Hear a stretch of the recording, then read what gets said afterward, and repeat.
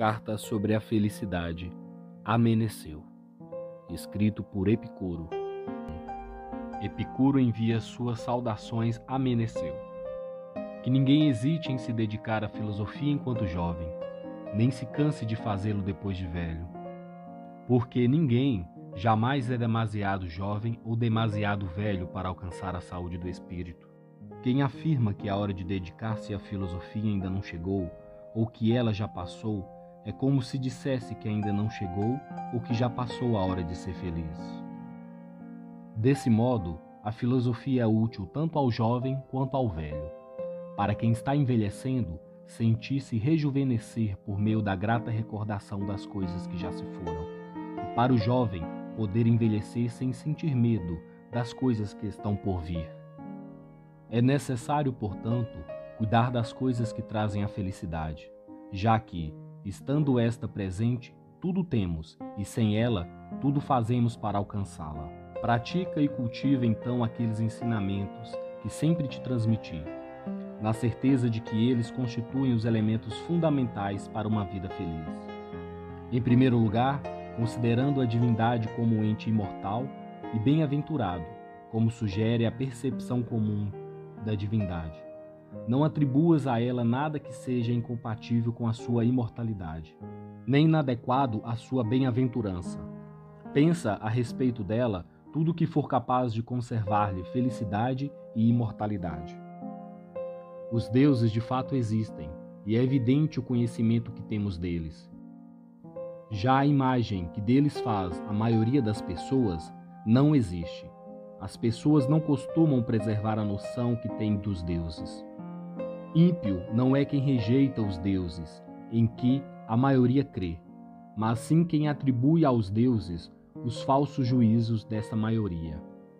Com efeito, os juízes do povo a respeito dos deuses não se baseiam em noções inatas, mas em opiniões falsas. Daí a crença de que eles causam os maiores malefícios aos maus e os maiores benefícios aos bons.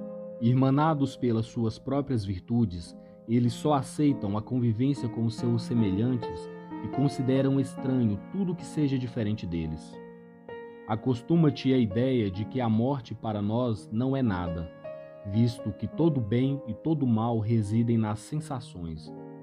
E a morte é justamente a privação das sensações.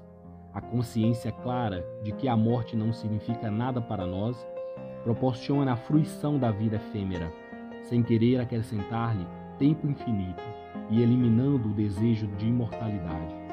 Não existe nada de terrível na vida para quem está perfeitamente convencido de que não há nada de terrível em deixar de viver. É tolo, portanto, quem diz ter medo da morte, não porque a chegada desta lhe trará sofrimento, mas porque o aflige a própria espera. Aquilo que não nos perturba quando presente não deveria afligir-nos enquanto está sendo esperado. Então, o mais terrível de todos os males, a morte, não significa nada para nós, justamente porque, quando estamos vivos, é a morte que não está presente. Ao contrário, quando a morte está presente, nós é que não estamos. A morte, portanto, não é nada, nem para os vivos, nem para os mortos, já que para aqueles ela não existe, ao passo que estes não estão mais aqui. E, no entanto, a maioria das pessoas ora foge da morte como se fosse o maior dos males, ora a deseja, como o descanso dos males da vida. O sábio, porém, nem desdenha viver, nem teme deixar de viver. Para ele, viver não é um fardo, e não viver não é um mal. Assim como opta pela comida mais saborosa e não pela mais abundante, do mesmo modo que ele colhe os doces frutos de um tempo bem vivido, ainda que breve.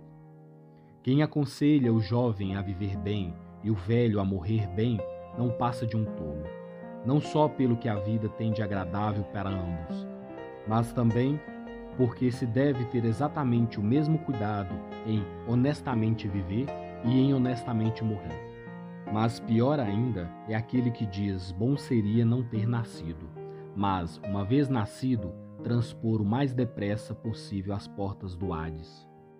Se ele diz isso com plena convicção, por que não se vai desta vida? pois é livre para fazê-lo, se for esse realmente seu desejo. Mas se o disse por brincadeira, foi um frívolo em falar de coisas que brincadeira não admitem.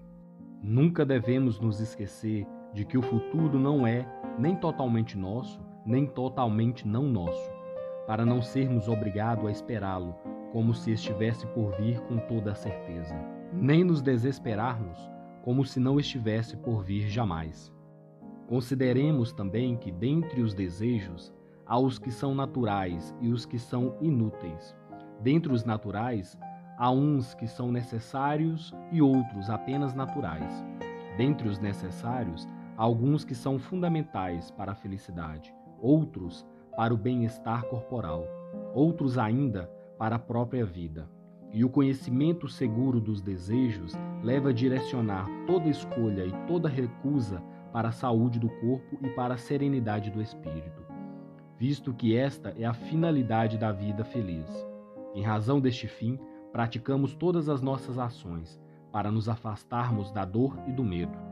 Uma vez que tenhamos atingido esse estado, toda a tempestade da alma se aplaca. E o ser vivo, não tendo que ir em busca de algo que lhe falta, nem procurar outra coisa a não ser o bem da alma e do corpo, estará satisfeito. De fato, só sentimos necessidade do prazer quando sofremos pela sua ausência. Ao contrário, quando não sofremos, essa necessidade não se faz sentir. É por essa razão que afirmamos que o prazer é o início e o fim de uma vida feliz. Com efeito, nós o identificamos como o bem primeiro e inerente ao ser humano. Em razão dele, praticamos toda escolha e toda recusa. E a ele chegamos escolhendo todo bem de acordo com a distinção entre prazer e dor. Embora o prazer seja nosso bem primeiro e inato, nem por isso escolhemos qualquer prazer.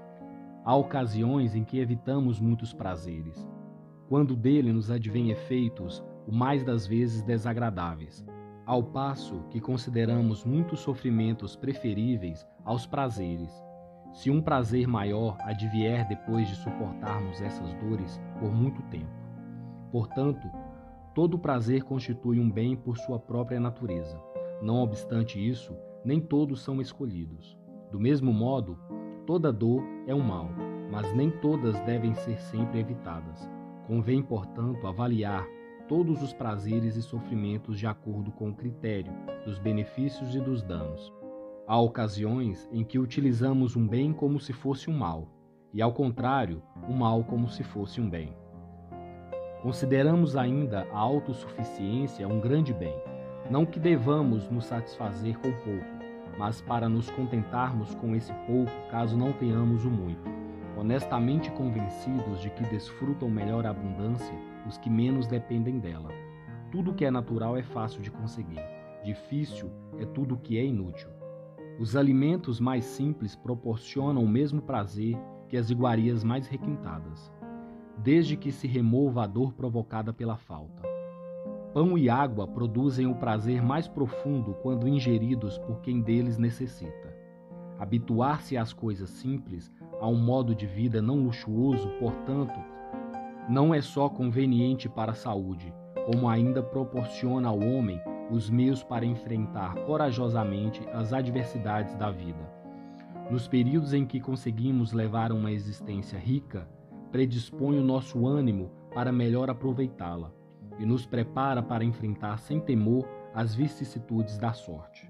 Quando então dizemos que o fim último é o prazer, não nos referimos aos prazeres dos intemperantes ou aos que consistem no gozo dos sentidos, como acreditam certas pessoas que ignoram o nosso pensamento, ou não concordam com ele, ou o interpretam erroneamente, mas ao prazer que é a ausência de sofrimentos físicos e de perturbações da alma.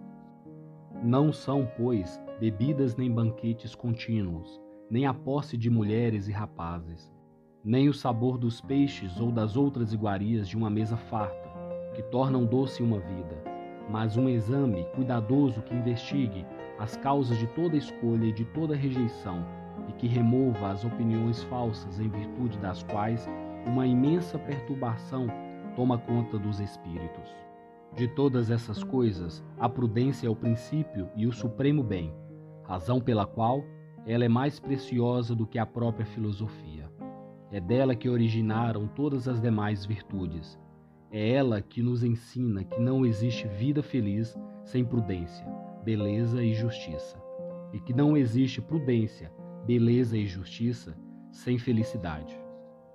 Porque as virtudes estão intimamente ligadas à felicidade, e a felicidade é inseparável delas. Na tua opinião, será que pode existir alguém mais feliz do que o sábio, que tem um juízo reverente acerca dos deuses, que se comporta de modo absolutamente indiferente perante a morte, que bem compreende a finalidade da natureza, que discerne que o bem supremo está nas coisas simples e fáceis de obter, e que o mal supremo ou dura pouco ou só nos causa sofrimentos leves, que nega o destino apresentado por alguns como o Senhor de tudo, já que as coisas acontecem ou por necessidade ou por acaso, ou por vontade nossa, e que a necessidade é incoercível, o acaso instável, enquanto nossa vontade é livre, razão pela qual nos acompanham a censura e o louvor. Mas vale aceitar o mito dos deuses do que ser escravo do destino dos naturalistas. O mito, pelo menos, nos oferece a esperança do perdão dos deuses por meio das homenagens que lhes prestamos, ao passo que o destino é uma necessidade inexorável. Entendo que a sorte não é uma divindade, como a maioria das pessoas acredita, pois um Deus não faz nada ao acaso, nem algo incerto. O sábio não crê que ela proporcione aos homens nenhum bem ou nenhum mal, que sejam fundamentais para uma vida feliz, mas sim que dela pode surgir o início de grandes bens e de grandes males.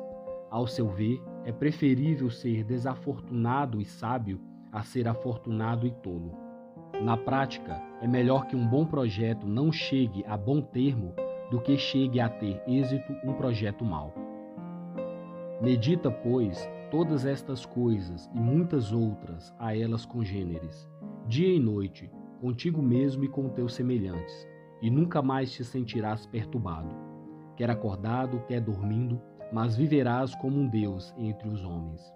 Porque não se assemelha absolutamente ao mortal o homem que vive entre bens imortais.